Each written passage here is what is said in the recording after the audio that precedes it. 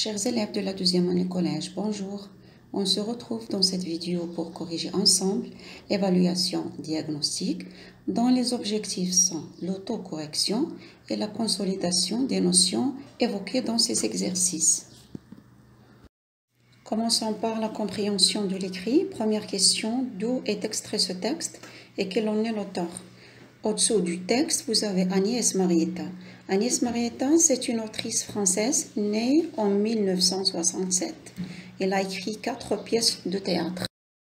Le texte qui est entre vos mains est extrait de celle intitulée « Comme dans du verre brisé ». Deuxième question, quel est le genre du texte? Justifie ta réponse. Avant de répondre à cette question, on fait un rappel sur les genres littéraires.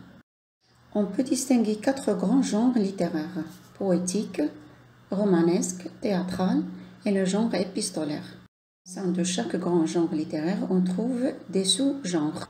Le genre poétique comprend la fable, l'épopée, la ballade, le sonnet.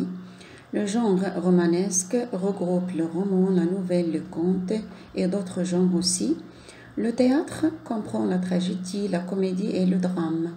Le genre épistolaire comprend la lettre personnelle ou la lettre formelle. On peut déduire donc que le texte appartient au genre théâtral car il a les caractéristiques suivantes. Des répliques précédées des noms de personnages, comme vous pouvez le remarquer clairement dans le texte.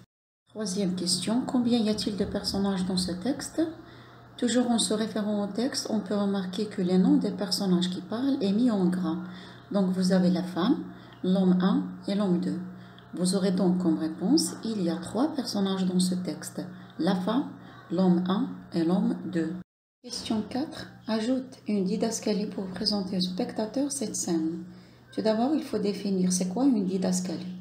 Une didascalie dans le texte d'une pièce de théâtre remplit une fonction scénique en donnant des indications sur les entrées et les sorties des personnages, leur comportement, l'humour, le lieu, le décor ou encore la tenue vestimentaire d'un personnage. Elle est toujours écrite en italique et mise entre parenthèses. À titre d'exemple, je vous donne celle-ci. Une femme et 2 hommes assis dans un salon, ils ont l'air si tristes. Vous pouvez à votre tour chercher d'autres didascalies qui donnent d'autres informations. Cinquième question, de quoi parle chaque personnage? Ont-ils le même problème? La question est en relation avec le sens du texte, donc il faut le lire 2 ou bien 3 fois pour en construire le sens.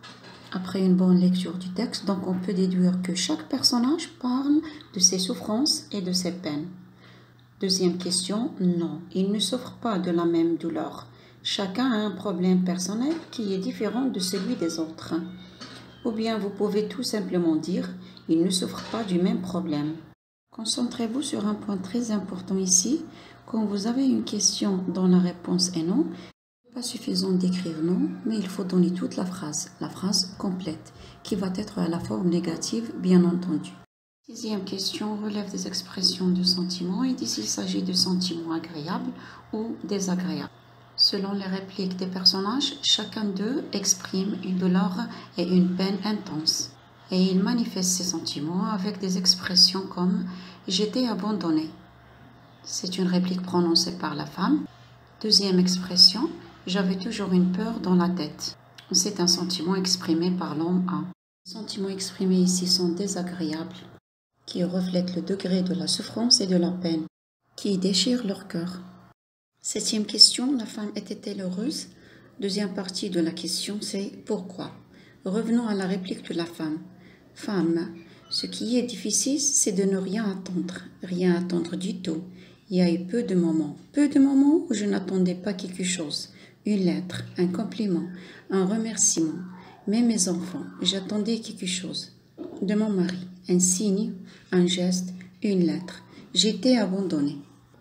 Cette réplique nous permet de dire non, la femme n'était pas heureuse, car elle se sentait abandonnée.